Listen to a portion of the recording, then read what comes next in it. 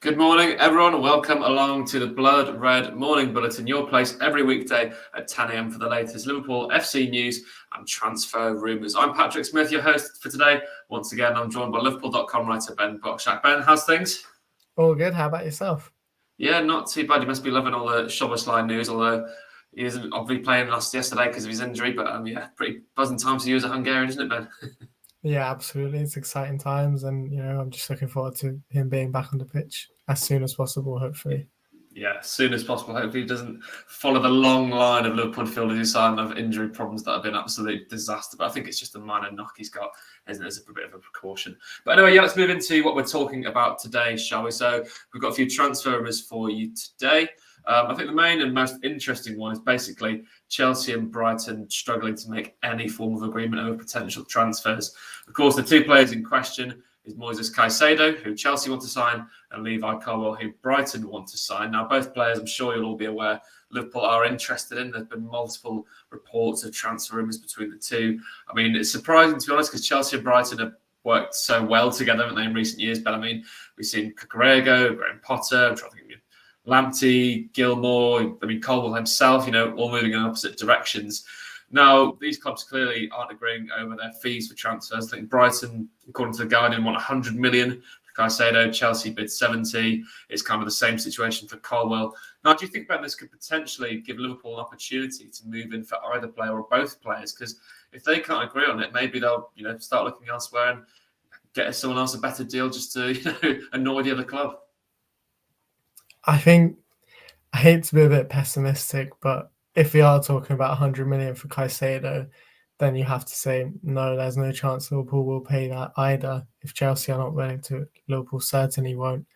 And I think with Colwill, obviously, that was Brighton's edge in those transfer negotiations for Caicedo. They wanted to bring in Colwill, but the situation has changed around that as well for Chelsea.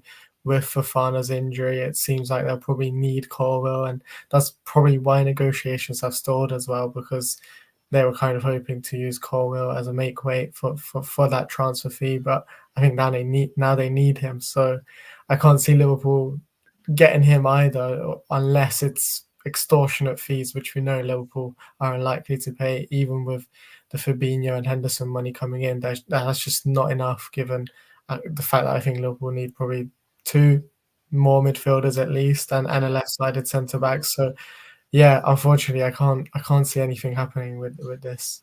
Yeah, I mean, can you imagine the uproar if they turned down the chance to sign Jude Bellingham for 130? Well, not didn't turn down, but they didn't even bid for him. And then if they were to drop 100 million on Caicedo, granted, the unprecedented sales of Fabinho and Henderson, I mean, that situation is a tad more likely, but that would be, an absolute storm on social media, wouldn't it? We'll come back to Caicedo, though. Let's just start with Levi Colwill, Ben, because he's a player that we all admire. We know Liverpool need a centre-back. I think a lot of us, like me, wanted to see a left-sided centre-back signed, specifically someone who can play on the left-hand side.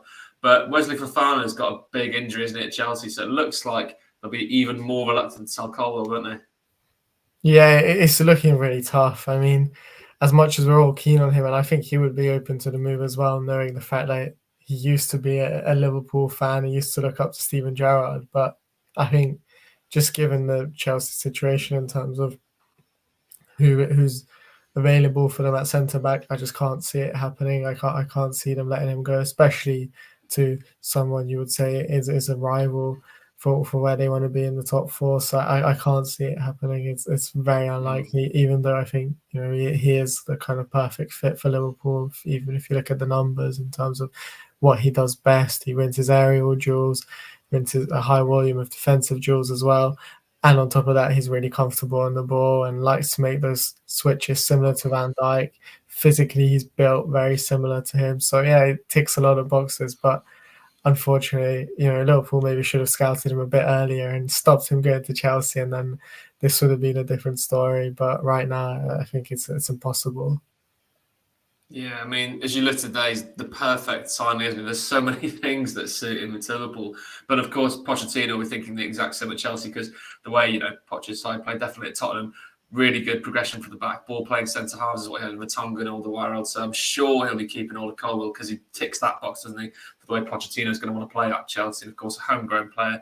Yeah, that's going to be a big price tag if Liverpool were to try and get away now. I think it would, if it wasn't 30 million at the start of the window, I'd say it's getting closer to 50 now, to be honest, with the way, the reasons we've just given there. As for Caicedo, Ben, I've seen some talk today, obviously, about the transfer rumours to Liverpool. One of the main conversations is he actually suited to playing as a number 6? Because obviously he's played there for Brighton a lot last season. But then it's quite similar to the Kante situation, isn't it, where you'd probably get more out of him in a box-to-box role. Now, what do you think on that front? Let's say money wasn't a problem for Liverpool and they were to go in for him. Would he definitely be that solution in the number 6 role to take over from Fabinho? I think so. I think even though, he is good on the ball and he can go forward, I think you'd be a good fit in the number 6 position. I can see him being a good role in terms of, he's someone who wins possession for his team. He reads the game really well. And in that sense, he ticks a lot of boxes for Liverpool. Yeah, in terms of height, he's not as tall as Fabinho and maybe not as physically imposing, but in terms of his energy and the way he reads the game, I think, he's up there. And I think certainly if you look at the Premier League, there are a few players who are capable of what he does best and what Liverpool needs, who are as good as him. I think the only person you could probably say is Declan Rice, but he's gone to Arsenal for a lot of money as well. So yeah, he's up there with one of the best in the Premier League, and I think that there's no question about it. He would improve Liverpool tremendously. Yeah, I mean, we've spoken multiple times, haven't we, me and you on this podcast, about how derelict the market is for number 6s. I mean, as you say that in the Premier League, there's only really Rice, Caicedo, and obviously Rodri, who they'd never sign, anyway. But it's such a narrow, ridiculously terrible market to sign a number 6 after the sale of Fabinho, because we're going to talk about 2 more number 6s now. So Sofyan Amrabat is someone who had a brilliant World Cup. There were, I think, on this podcast during the World Cup and throughout the winter, the January transfer window, we must have spoken about Amrabat about 100 times. But he's basically agreed to join Manchester United. That's according to multiple reports that, Amrabat's going to be going to Man United. 30 million euro bid, I think, is what has been reported by La Nazione.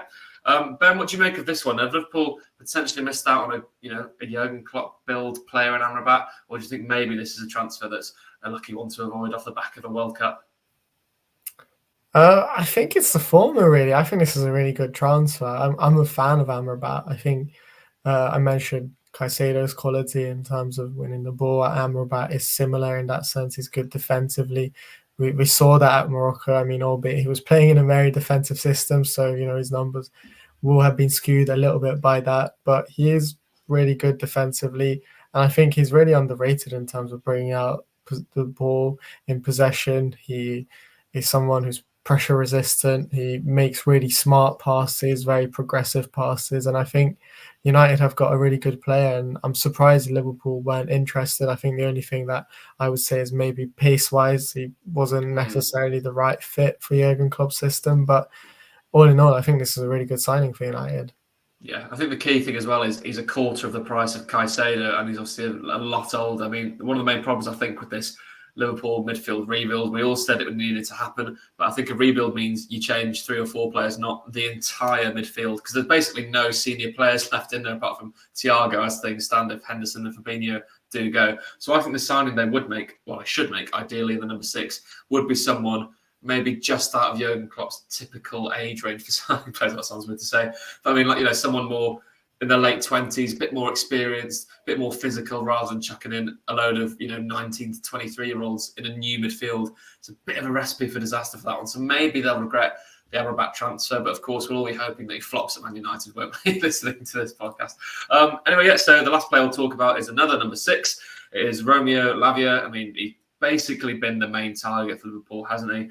According to La Dernière Belgian publication, the doors are opening for him to join Liverpool, and he's basically waiting on alert, waiting for a call from his agent, with Liverpool, Chelsea and Arsenal interested. Now, Ben, we touched on there how devoid the market is of any talent in the number 6 role. Can Liverpool afford to miss the opportunity to sign Lavia, or do they have to get him now, basically due to the way the market is in that position? I think they don't have to get him, but I think they would regret if they didn't. I certainly don't think he fixes all of Liverpool's problems, but he's really talented. He's clearly a top prospect, and I think in the future he could be someone as good as Fabinho was in his prime, or potentially even better. And I think he's a really good fit for that number 6 position at Liverpool. I will say, like I said, I don't think he fixes all of Liverpool's problems. I would like to say, like you mentioned, Kurt Klopp bringing a more experienced player, not necessarily even that much older than Lavia, but I do like the Czech Decore links. I think he's done really well at Crystal Palace, and he's up there just maybe a bit below Rice and Caicedo's level in terms of his performances last season. And I think if he's available for the right price, him and Lavia coming as a package, that would be a really good move transfer window for Liverpool. And I think Lavia, I think, comes with a caveat. He's a great signing, exciting signing, but if it's just him, I think it's a bit underwhelming. Yeah, I mean, that's the thing for me. I'm not massively convinced by him. But obviously, he's only 19 and he's played in the Premier League last season, of course. And we know what a great talent he is and could become. I'm just not sure that he's the answer to it. I think they need to get that quick fix, stopgap signing, as annoying as that may seem and as backwards as that may seem, because why would you sell Fabinho in the first place? I mean, I loved the rumours yesterday with Joshua Kimmich. That would be the dream signing. But yeah, as you say there, Decore could be a very smart one. A little bit older, obviously played in the Premier League for a season, as Lavia did. But, I think a bit more senior signing alongside Lavia is what we'd all like to see.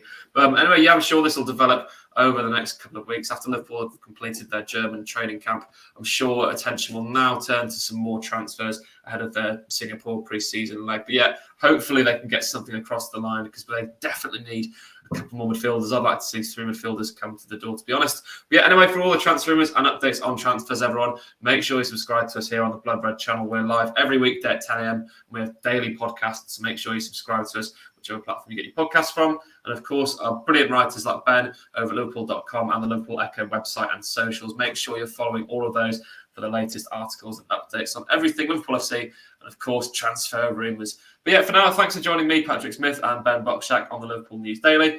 We'll catch you again soon.